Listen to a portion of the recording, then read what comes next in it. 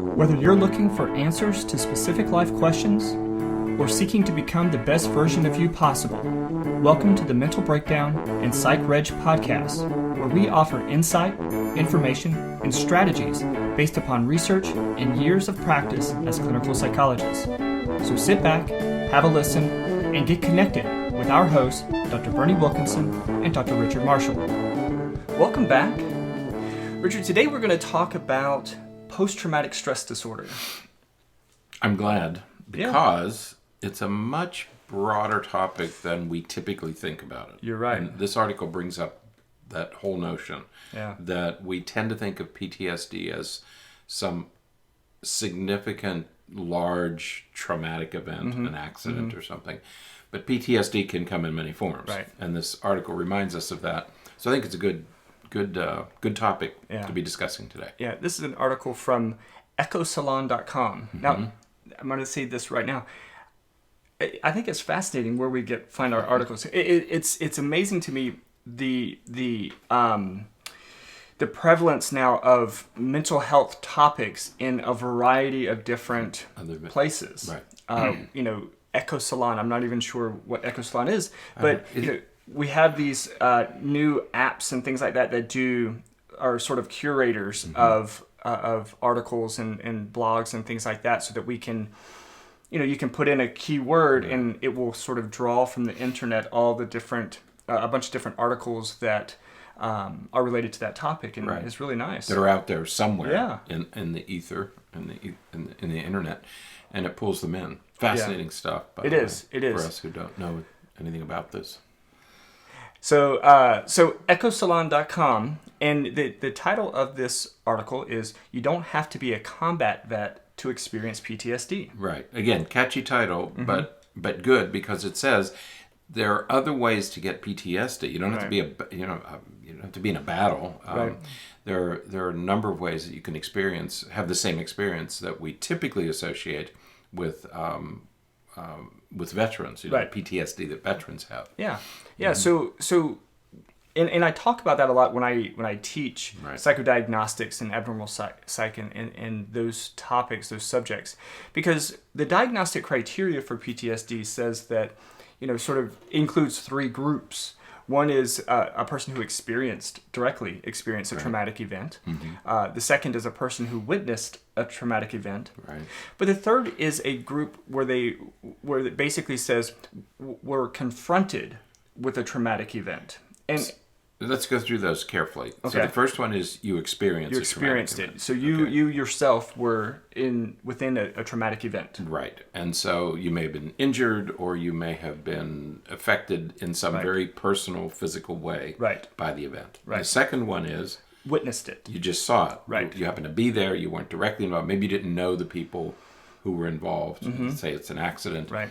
But you were there and you saw it. This happened a couple of weeks ago where there was an accident and people witnessed it. Right. And they're really struggling.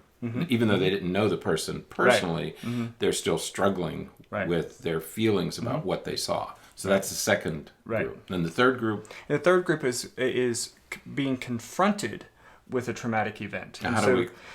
So that oftentimes means you were presented information. A traumatic event was described to you, was told to you, but you were otherwise confronted with the information about a traumatic event. So this would be where you were told that somebody called you and said, "Hey, we just want you to know that this happened." Right. Okay. And that's a very under-identified group of people, because and that's what the topic of this article is, that this group of people who are confronted with this information oftentimes exhibit symptoms of PTSD, but they go unnoticed, unidentified. Because you wouldn't associate. Right. Okay. So you're talking about, with this third group, we're talking about somebody who just got a phone call or got a message or a text message and received the news. Right. Didn't actually witness it. Right. Weren't personally involved in it. Right. Just received the news, and they develop PTSD symptoms. Right. Okay. Now, and many of you listening may have experienced something similar. Certainly not necessarily PTSD symptoms, but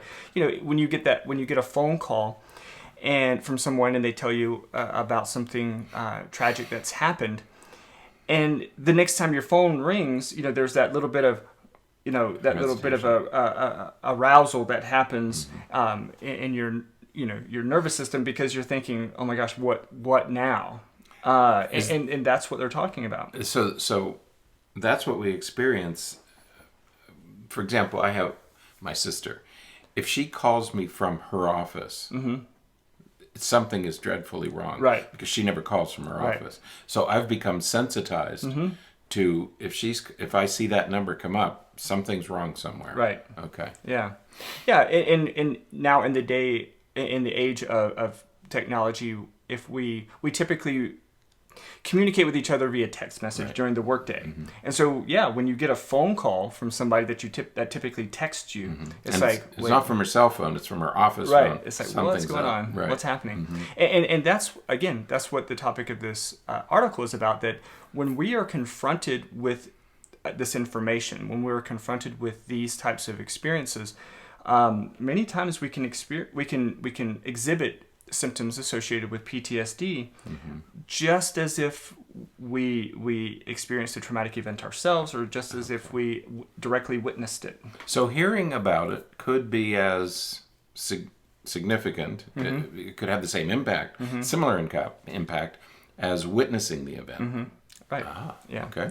Yeah. There's and when we think about these three groups, we can certainly see examples where these kinds of things have happened. And PTSD has always been associated with the military. People who have gone off to combat, certainly they're in and experience traumatic events where their life is threatened. They witness traumatic events when they see their friends and all injured or even killed. And then we also see it when people are confronted with the information about those who have been injured or killed in combat. And I think back to back in the day, I'm sure that it still happens, but back in the day when they would show those depictions of the two military people coming to the wife's house, right? And that stress that it causes. There's a lot of people who experience PTSD symptoms as a result of that.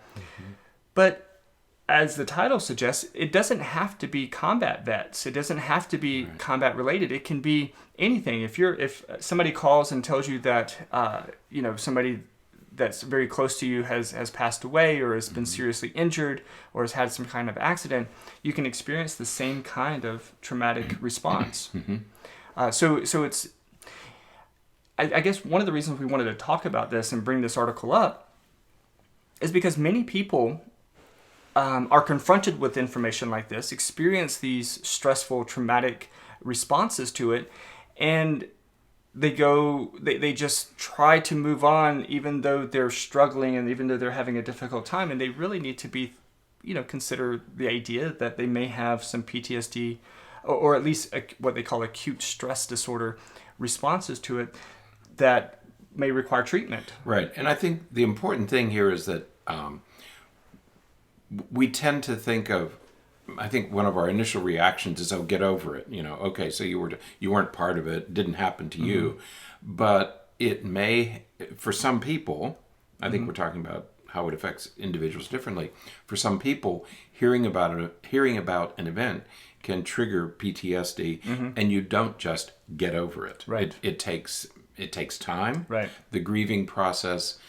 If you trigger the PTSD response, the grieving process could take much longer in a person who's experiencing PTSD. We know that. So that it could take longer. It may require therapy. A person may have to actually go through some therapy in order to deal with their grief if they also have PTSD. So this notion of, okay, you've been doing this long enough, get over it, may not be appropriate advice for people who have struggled with this. Right. Yeah, and so you may want to seek treatment, seek therapy from a professional who can either work with you through cognitive behavioral strategies, EMDR, and or some other form of treatment that just helps desensitize it a little bit, but certainly helps you process and work through the traumatic responses that you, or the PTSD responses that you have to stimuli, because that's really the most serious one of the really challenging parts of it, because if you have a hyper response every time the phone rings, that's something that happens multiple times every day. Right. And if you respond like that, in this fear response, stress response every time the phone rings, that's going to be a way to really impair and interfere with your normal day functioning. Right. Yeah.